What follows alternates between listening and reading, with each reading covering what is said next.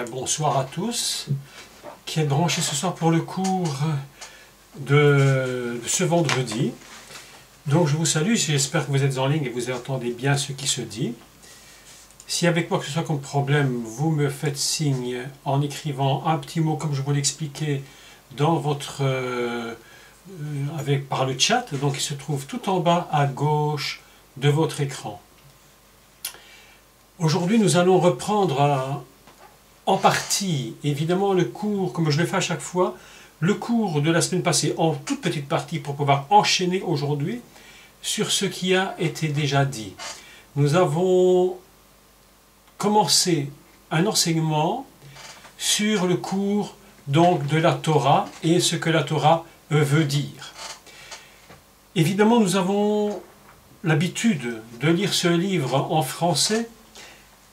Et comme dans les premiers cours, je l'avais expliqué, c'est très compliqué de pouvoir comprendre véritablement ce qui est écrit dans la Torah, puisque les traductions sont excessivement faibles, puisque lorsque nous lisons en français, la traduction ne peut pas évidemment rendre le texte original tel qu'il se présente.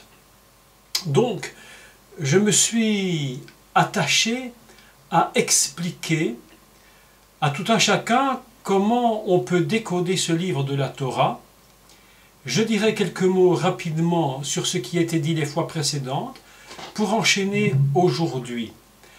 Les fois précédentes, qu'est-ce que j'avais expliqué? J'avais expliqué que la Torah, c'est donc un livre qui est véritablement un livre hors du temps et que nous ne pouvons pas le considérer autrement, puisqu'il y a une forme de grammaire hébraïque que l'on trouve uniquement dans le texte biblique, en hébreu bien entendu, et même en français, nous ne pouvons pas trouver cette forme de conjugaison de verbes, elle n'existe pas, ça n'existe qu'en hébreu, et je l'explique rapidement de nouveau, si vous n'avez pas eu l'occasion d'entendre le cours. Il s'agit donc de ce qu'on appelle une conjugaison dont le verbe est à la fois mélangé avec le futur et avec le passé. Autrement dit, lorsque nous lisons le verbe, dans le texte hébreu, biblique, je répète, pas en hébreu moderne, eh bien nous avons des verbes qui sont littéralement hors du temps. Nous n'avons pas des verbes, pas toujours, mais dans la majorité des cas, surtout dans le premier livre de la Genèse, qui s'appelle en hébreu le Bereshit. Si vous voulez plus de renseignements sur ces cours avec le Bereshit, je vous demande donc de retourner sur notre site. Et sur notre site, à la page cours en ligne, vous allez trouver les enseignements qui ont été filmés et qui sont sur le site, où j'explique les 5 premiers livres de la Torah. Et leur nom en hébreu et ce que cela veut dire. Donc, cette forme de conjugaison hébraïque, évidemment, est assez particulière, puisqu'elle nous situe vraiment hors du temps. Nous ne sommes pas du tout dans un système français où il est écrit par exemple « Au commencement Dieu créa les cieux et la terre », et puis il est écrit « Dieu dit qu'il y ait des luminaires » ou « Dieu dit qu'il y ait ceci »,« Dieu dit qu'il y ait cela ». Et évidemment, lorsqu'on lit en français « Dieu dit », ça veut dire que c'est le passé, c'était hier que ça s'est produit. Alors qu'en réalité, lorsque nous lisons le texte hébreu, que lorsqu'on dit Dieu dit, la forme verbale qui est employée, ce n'est pas Dieu dit hier, mais c'est aujourd'hui encore. C'est cette même parole qui existe, qui agit. Autrement dit, le langage créateur, et ça il faut quand même l'expliquer, c'est un peu complexe, mais le langage créateur qui va créer l'univers et le monde, le langage qui appartient à la nature même de Dieu, n'est ni du français, bien entendu, comme vous pouvez vous l'imaginer, ni même de l'hébreu, ni même, et surtout même pas de l'arabe ni de l'anglais, même si l'anglais est une langue internationale. Le langage de Dieu est un langage tout à fait particulier, qui est son langage et sa propre nature, et puisque Dieu est hors du temps, automatiquement, ce que nous allons lire sera aussi hors du temps. Donc lorsqu'on dit Dieu dit qu'il y ait, Dieu dit qu'il y ait ceci ou qu'il y ait cela, nous ne sommes plus du tout dans un système de notre temps, mais nous sommes passés dans un autre monde, ce qu'on appelle le monde du Aleph, c'est-à-dire le monde de Dieu, le monde de l'unité. Je fais petite parenthèse à nouveau en disant que chaque lettre hébraïque a une valeur numérique. Cette valeur numérique représente des choses excessivement importantes. Entre autres, la première lettre de l'alphabet hébreu, qui est le Aleph, vaut 1. Cette lettre est l'unité divine. Puisqu'elle représente l'unité divine, c'est un monde dans lequel il est absolument, pour nous, pas possible de rentrer parfaitement. Nous ne connaissons qu'en partie ce monde de Dieu. Et ce monde de Dieu étant véritablement hors du temps, tout le texte que nous allons lire, que ce soit dans la Torah, que ce soit même souvent dans les prophètes, si je ne me trompe, est un texte qui est hors de notre système temporel. C'est pourquoi c'est sur ce système, je puis dire, que Dieu va véritablement fonctionner pour communiquer à ses enfants le don de prophétie, puisque le don de prophétie ne fonctionne que par rapport à la connaissance de Dieu, et cette connaissance de Dieu est hors du temps. Donc tout le texte hébreu est fondé sur cela. C'est une introduction assez brève, sur quelques minutes, évidemment. Oui, où je le dis souvent, il nous faudrait des dizaines et peut-être des centaines d'heures pour expliquer tout et tout ce qui est à dire, et encore, je crois qu'on n'aurait même pas dit peut-être un millième de ce qu'il faut dire, si pas un milliardième. La semaine passée, lorsque j'ai enseigné, j'ai dit que la Torah va commencer sur une lettre hébraïque vraiment très importante. Cette lettre hébraïque, c'est la seconde lettre de l'alphabet qui est le bet. Ce bet est une lettre dont la valeur numérique vaut 2. Et ce 2 représente évidemment la dualité, mais également la complémentarité. Dans tout ce qui est écrit en hébreu, et nous devons le comprendre absolument, définitivement, qu'il n'y a rien, absolument rien, qui soit écrit dans la Torah et qui soit le hasard. Il n'y a rien qui soit le hasard. Tout est vraiment, je dirais, programmé par Dieu d'une façon absolument inimaginable.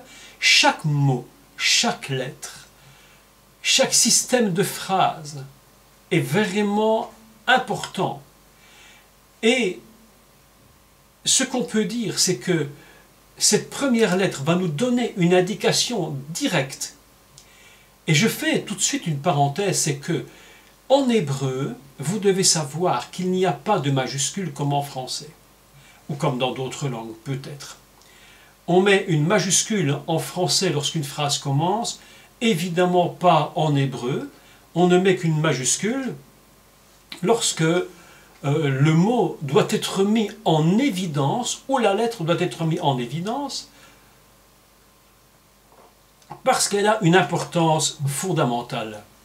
La première lettre de la Torah commence par bet, et cette lettre est en majuscule, c'est-à-dire en grand. Pourquoi est-elle en grand? Non pas parce que c'est la première lettre, mais parce qu'elle a une valeur très importante et qu'elle nous révèle un mystère. Cette première lettre de l'alphabet hébraïque nous montre que le monde est créé, littéralement créé par Dieu, sur une base qui n'est pas le Aleph, c'est-à-dire le monde de l'unité. Et nous en sommes évidemment tous indiscutablement rendus compte que ce monde est un monde qui est construit dans la dualité. Nous sommes constamment confrontés à des dualités, dualités dans tous les domaines possibles, même dans le ménage, dans le mariage, il y a dualité souvent, mais aussi dans le monde de la complémentarité. J'ai besoin, Dieu, lorsqu'il va créer l'homme et la femme, nous verrons plus tard, il va faire une dualité et une complémentarité. Il va séparer pour qu'il y ait un complément, pour que ce complément forme, lui, l'unité, et qui va représenter, elle, le monde, véritablement le monde de Dieu.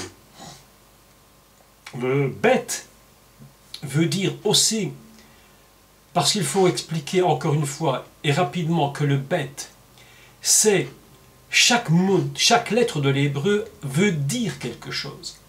En français, lorsque je dis A ou B ou C ou D, ou dans quelque langue que ce soit, à moins des langues que je ne connais pas, mais ici en hébreu, véritablement chaque lettre a un sens.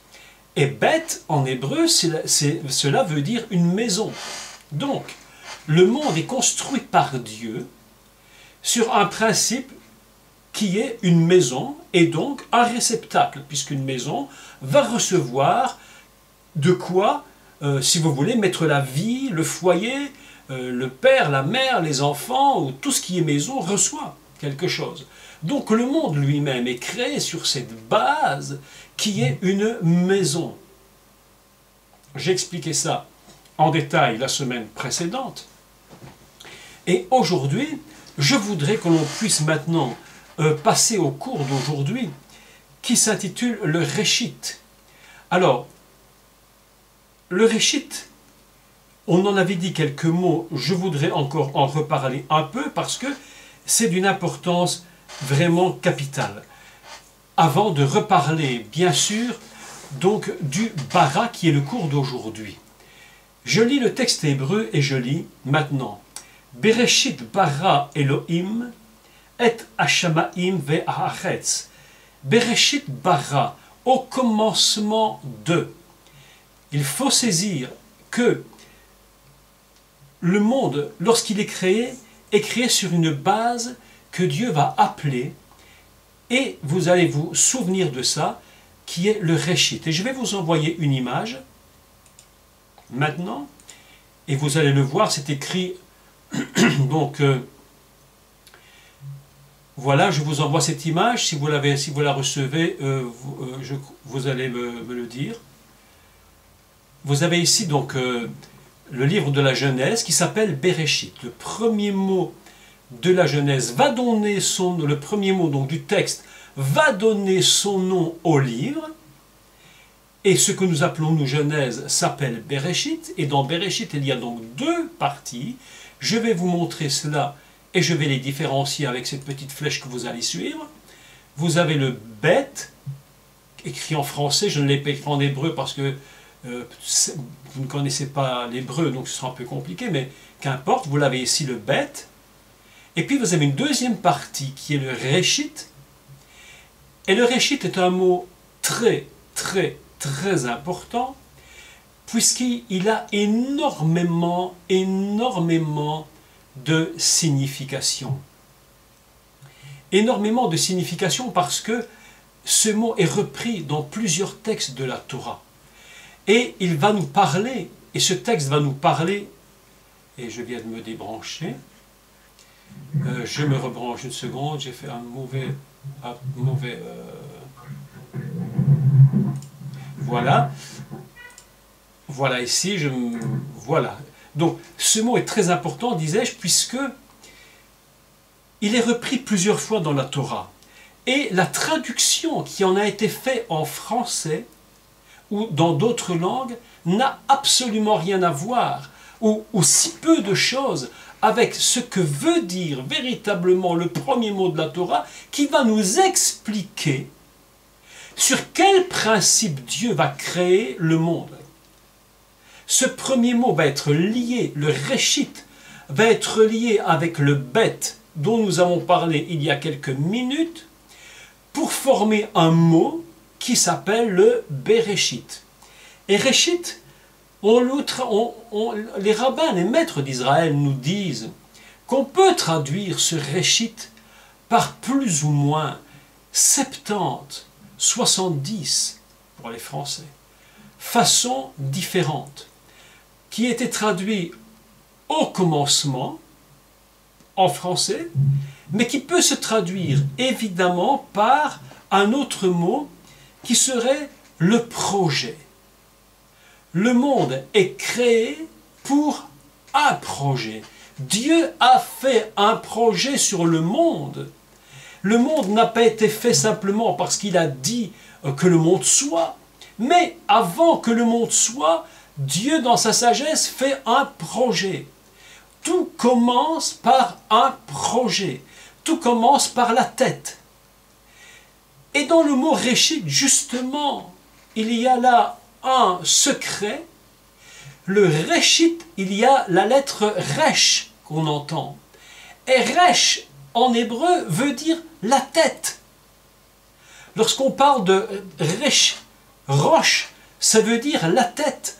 Au commencement, donc, Dieu va commencer par la tête, c'est-à-dire par le projet. Et vous pensez bien que tout ce qu'on commence par la tête. Tout commence par ce que nous pouvons... Une seconde là. Voilà. Tout commence par la tête. Rien ne commence par autre chose. Et Dieu va faire des projets. Le commencement du monde, c'est un projet divin. Et si je dois traduire le mot tel qu'il est, ce n'est pas au commencement Dieu créa, mais littéralement je devrais plutôt dire pour le projet de trois petits points. Pour le projet de trois petits points. Et puis la phrase s'arrête. Et seulement à ce moment-là va commencer le texte. Dieu créa les cieux et la terre, etc., etc. Nous avons donc une première part du verset que nous n'avons pas pu traduire en français, puisque nous l'avons traduit au commencement Dieu créa, alors qu'en fait il s'agit de, pour le principe de, trois petits points. Dieu créa. Je voudrais vous dire ceci. Nous faisons uniquement, dans le cas des cours présents, des études. Nous ne cherchons rien d'autre que de comprendre les fondements même de comment Dieu a fait le monde, ce que cette Torah veut nous dire pour l'histoire du monde, parce que la Torah n'est pas l'histoire du commencement seulement du monde, la Torah n'est pas un livre de science, la Torah est un livre qui va nous expliquer simplement le fonctionnement du monde et le fonctionnement de l'homme qu'il a mis sur cette terre et comment il va devoir gérer sa vie pour en finalité arriver à ce que Dieu désirait pour lui. Nous allons voir bien sûr que dans les cours qui viendront, la chute, les échecs, mais comment Dieu, à travers la Torah, va nous donner la solution. Donc, voilà que Dieu nous fait un projet. On peut traduire également par un mot absolument extraordinaire, dont je dois vous donner la référence maintenant, et si vous prenez des notes, c'est le moment maintenant de prendre note, je vais le répéter quelques fois, afin que vous puissiez écrire cette référence, et je vais vous l'expliquer, parce que là, il y a vraiment un grand mystère que nous devons comprendre. La référence que je voudrais vous donner, dont on parle maintenant, c'est dans le livre des Nombres, au chapitre 15 et au verset 20. Nombres, chapitre 15, au verset 20. Le mot qui est repris dans ce chapitre, et que vous ne pouvez évidemment pas lire en français, c'est impossible, parce que quasiment intraduisible en français, eh bien c'est ce même mot, réchit. Il est dit, qu'en prémisse, le mot réchit, le premier mot de ce verset, qu'en prémisse, je le lis en français, donc qu'en prémisse de votre pâte, je vous lis donc la traduction du rabbinat, qu'en prémisse de votre pâte, vous prélèverez un gâteau en tribut, à l'instar du tribut de la grange, ainsi vous le prélèverez. Il faut dire que, pour faire une explication assez simple, malgré tout, c'est que lorsque le sacrificateur avait une pâte devant lui et qu'il fallait faire une offrande à l'Éternel, puisque vous savez que le grand sacrificateur, les prêtres à l'époque du tabernacle et du temple, devaient faire des offrandes. Eh bien, une de ces offrandes qu'il faisait, c'était de prendre une pâte qui était là devant lui, et il devait prendre un morceau de cette pâte qui s'appelle challah. Et challah, c'est ce qu'on appelle au début du verset le réchit. Ce qui veut dire que lorsque Dieu crée le monde, en fait, qu'est-ce qu'il va faire, Dieu? Dans son projet, et ça je vous demande de bien le comprendre, c'est tellement important, qu'il va prendre dans son projet le meilleur, la partie la meilleure qu'il puisse prendre, ce qui est à lui, Dieu, ce qui lui appartient à lui, il va en prendre une part, il va prendre une dîme, véritablement, puisque réchit, on peut le traduire par les dîmes et par les offrandes. Alors ça, c'est quelque chose d'absolument fantastique.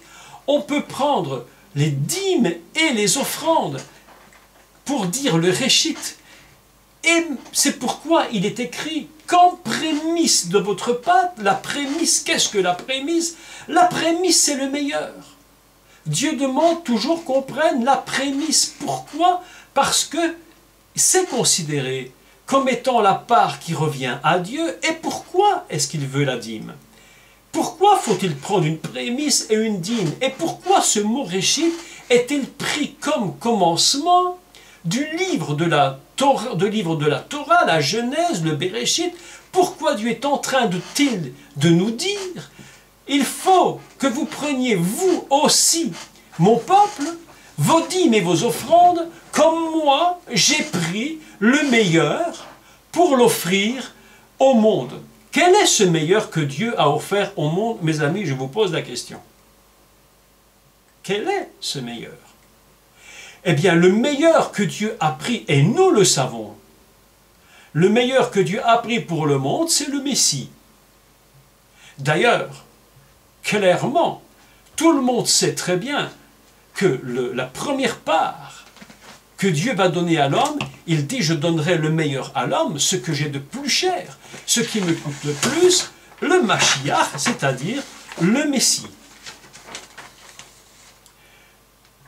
Nous savons tous que l'apôtre Paul, dans son épître, va écrire de façon claire que tout a été fait par lui, c'est-à-dire le Messie, pour lui et avec lui. N'oublions jamais que l'apôtre Paul était un rabbin. Et en tant que rabbin, l'apôtre Paul sait très bien ce que veut dire le réchit. Il sait parfaitement ce que cela veut dire. Donc, comme il sait très bien ce que cela veut dire, alors on me dit que mon micro est un peu fort, donc je vais le baisser. Et si ça va mieux, vous m'écrivez un petit mot dans la petite colonne. Et puis, voilà. J'espère que ça va mieux comme ça, que ce n'est pas trop fort maintenant. Si ça va mieux, écrivez-moi. Ok, sinon, je baisse encore. Parce que d'ici, je ne peux pas m'en rendre compte. Donc, je continue en vous disant ceci, c'est que, évidemment, le meilleur, Paul le dira, le monde a été créé par lui, avec lui et pour lui. Et ça, nous le savons. Nous le savons parfaitement bien. Le monde est créé pour lui. Il est, le Messie est véritablement inscrit, mes amis, comprenez-le définitivement, dans le premier mot de la Torah. Le premier mot de la Bible commence évidemment par cette vérité extraordinaire qui veut nous dire que c'est le Messie lui-même. Il est la source du monde.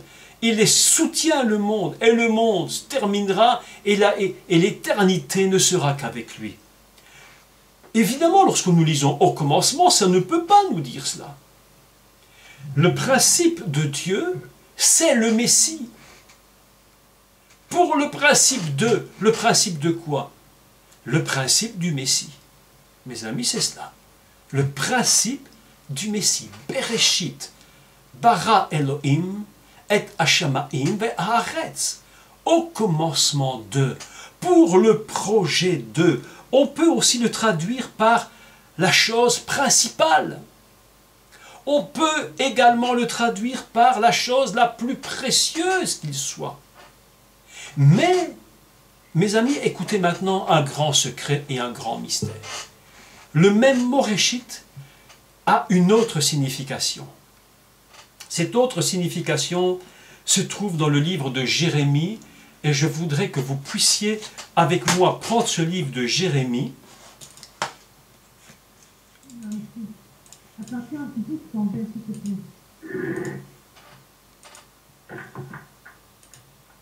Alors je vais vous envoyer le livre de Jérémie et je vais vous le citer. Je vais maintenant prendre la référence moi-même et je vais vous l'envoyer. Alors dans le livre des prophètes, Jérémie, chapitre 2, nous allons prendre cela et je vais vous le lire et vous l'expliquer. Il faut le temps que je puisse prendre le livre. Voilà, Jérémie, chapitre 2, et le verset 3. Je vous le lis.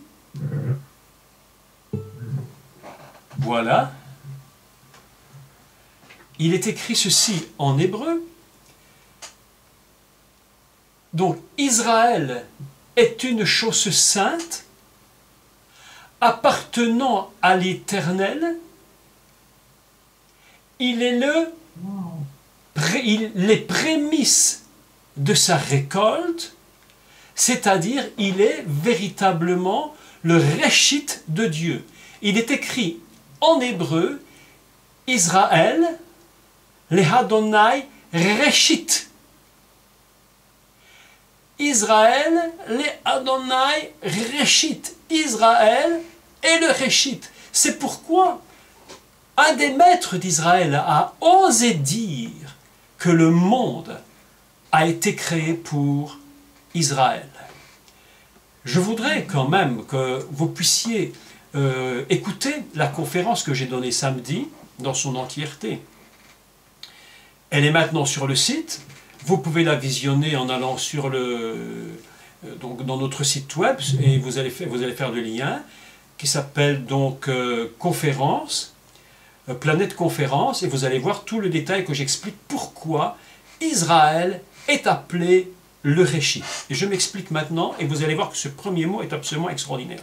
Je vous ai dit que la première lettre était une maison, c'est-à-dire comme un réceptacle qui va recevoir à l'intérieur de lui quelque chose.